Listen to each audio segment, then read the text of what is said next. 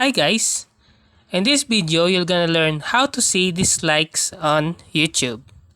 So first, you need to open your extension at the upper right corner of your Google Chrome. Then click Manage Extensions. Then in here, tap the three lines at the upper left corner. And then click Open Chrome Web Store.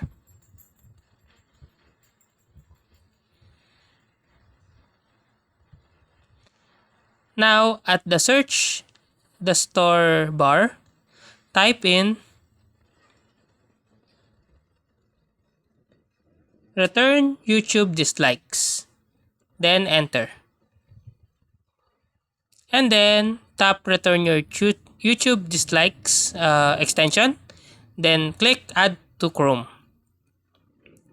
Then click add extension,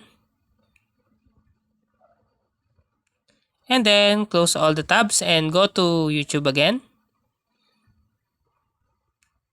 And you will see now the dislikes or how many dislikes are there on the video. So that's how to see dislikes on YouTube. If you like this video, please click the subscribe button and click the bell icon to notify you to our next tutorial.